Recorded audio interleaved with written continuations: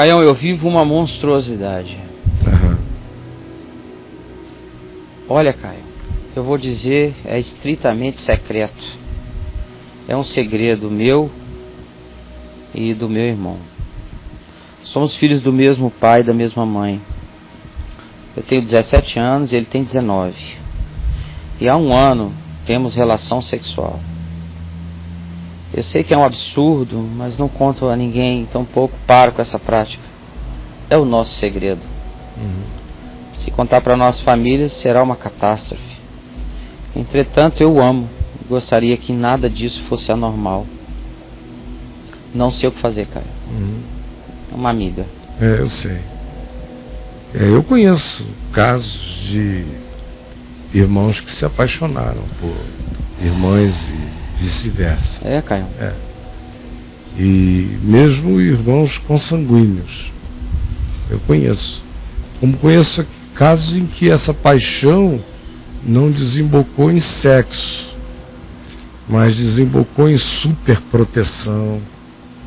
É aquele irmão que sente um amor fraterno carregado de tesão pela irmã e fica furioso quando os amigos chegam perto dela. Sim. Querem pegar ela. No coração ele não quer nem admitir, mas é como se ele dissesse: se eu não posso, ninguém pode. Como eu também conheço pais, homens, que sentem isso por suas filhas. Uma paixão cheia de tesão. Meu Deus. E que diz: se eu não posso pegar, homem nenhum pode.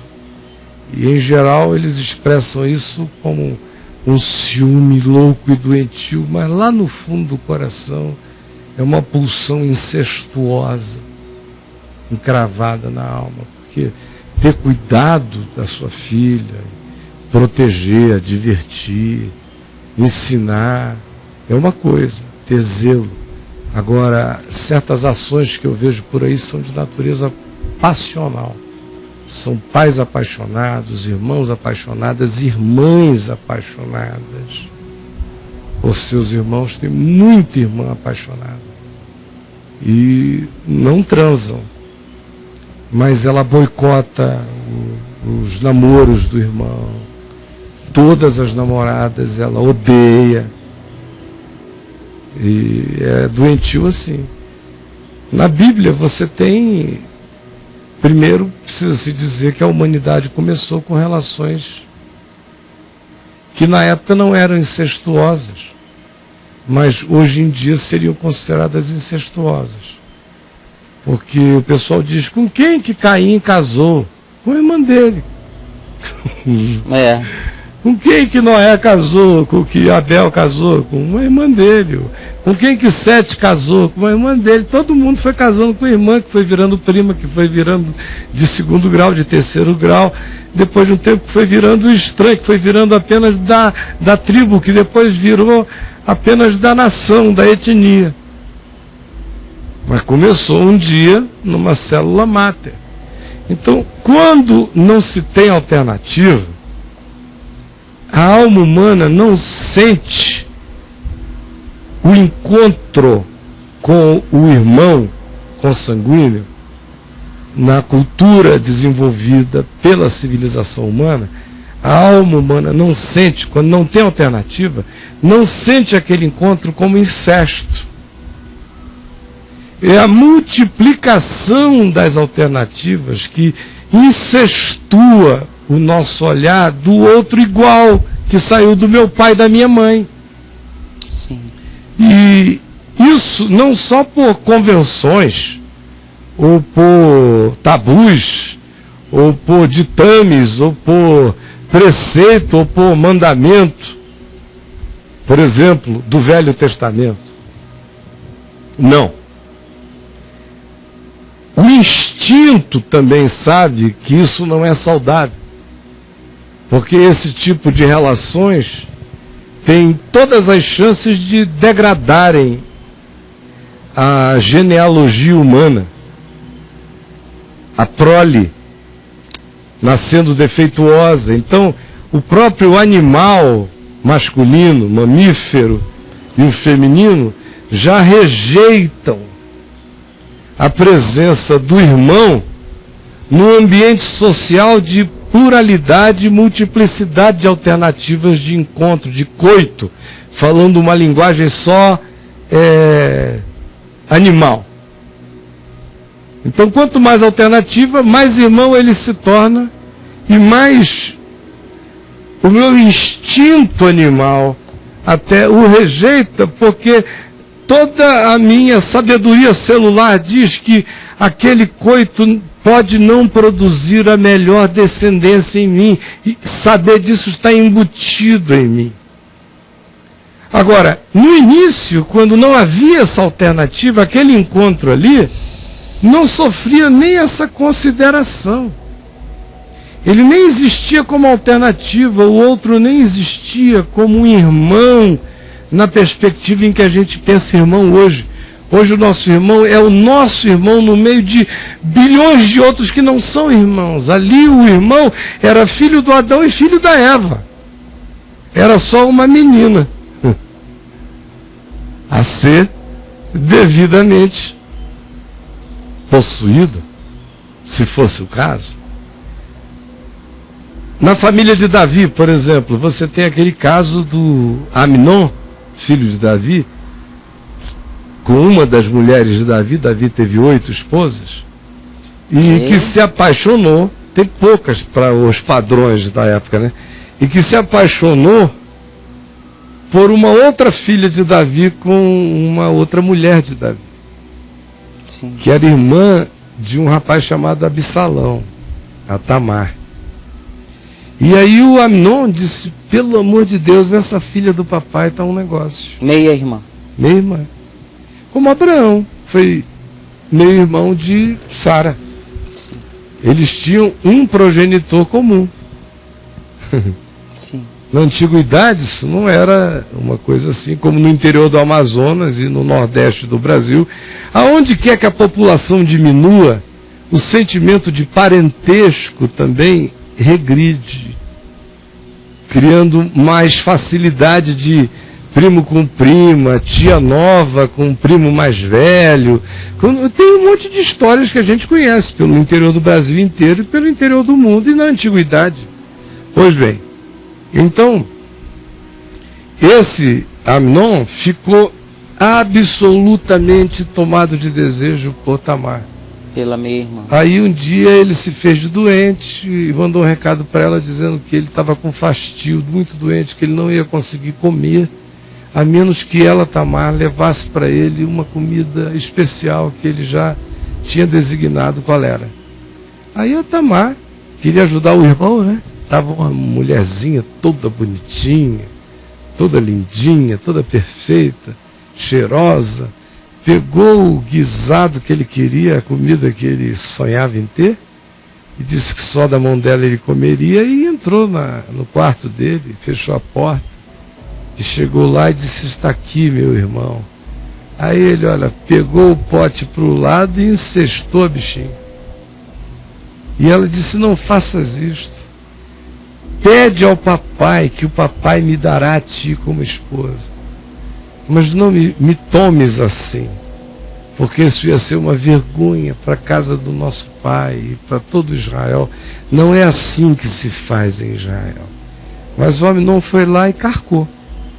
E quando acabou, sentiu um nojo da irmã da Tamar, uma aversão.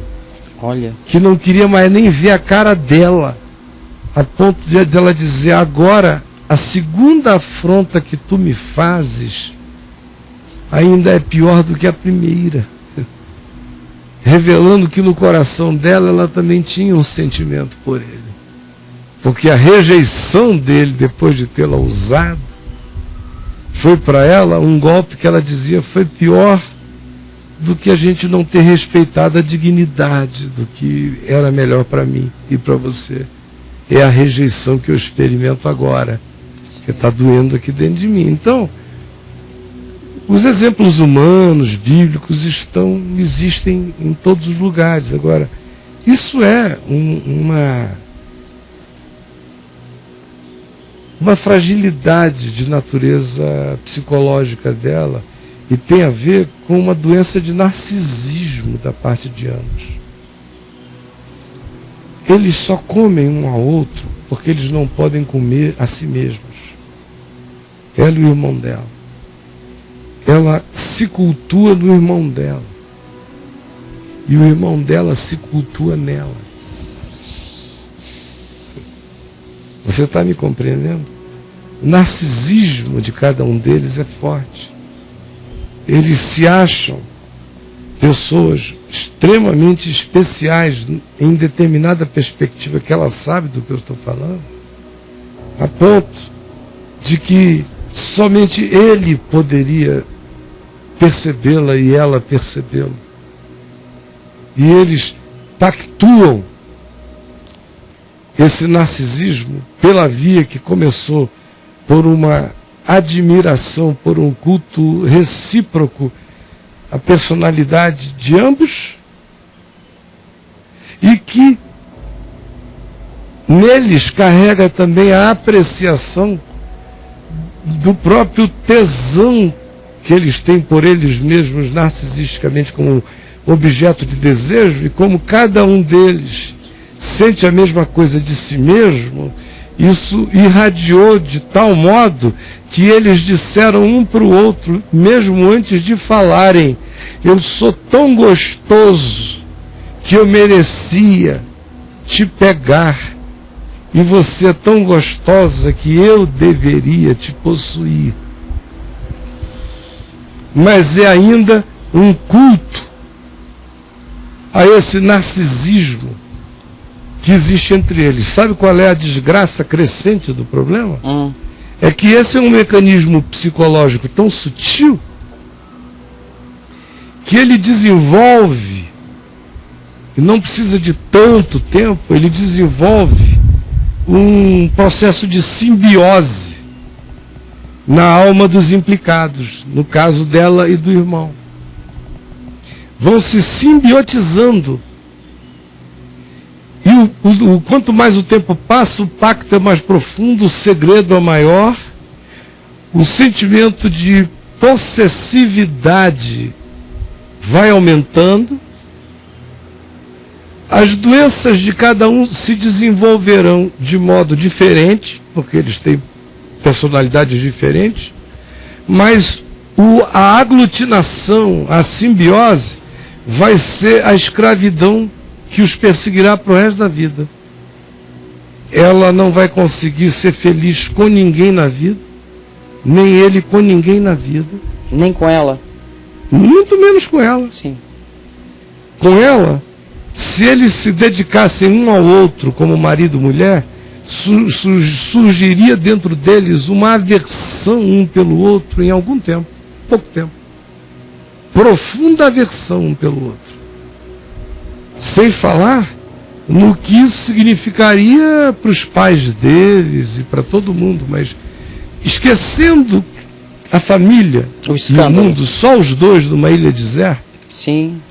Ou não numa ilha deserta, onde poderia começar aquela síndrome de Éden, não tem ninguém aqui, ou de capítulo 2 do planeta dos macacos, só sobrou uma mulher, vamos ver o que a gente faz. Não. No mundo, só os dois num apartamento, sim, dentro de um tempo que não seria longo, a aversão de Aminon visitaria o coração dele. A aversão de Aminon, filho de Davi. Ou dela. Ou de ambos. Então, você viu que até agora eu só estou falando sobre os males dessa história, a história dessa história, os males dessa história, as consequências dessa história. Eu não usei ainda nenhuma vez a palavra pecado, eu estou falando a palavra doença. Eu estou falando de desconstrução. Eu estou falando de correr o risco de trazer para dentro do ventre, deliberadamente, com a possibilidade enorme, uma catástrofe familiar que pode gerar ou um filho ou um aborto e culpa.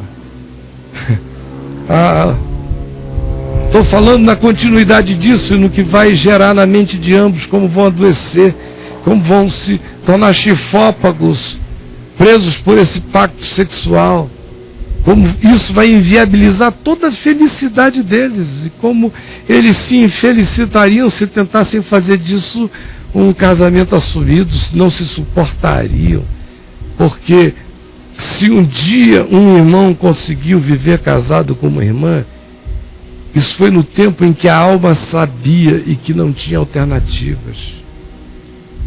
Mas a alma sabe hoje que existem alternativas.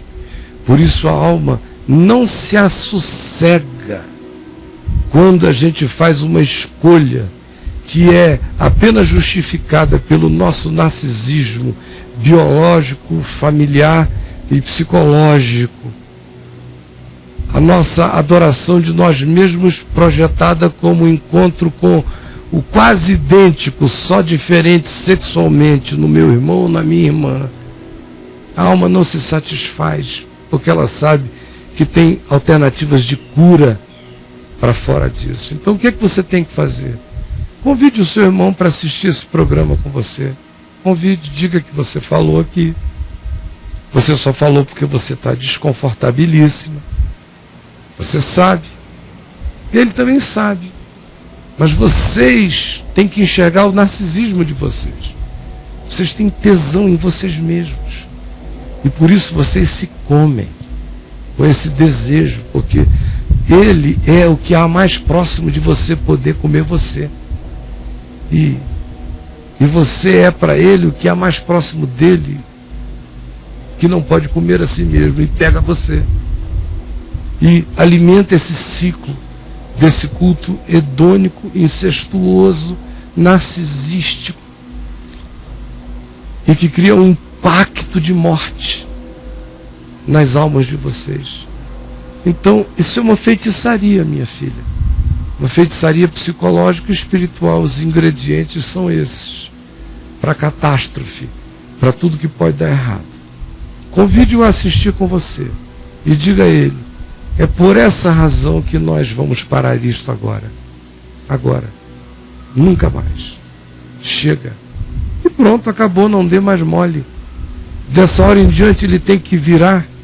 Infelizmente esse é o preço.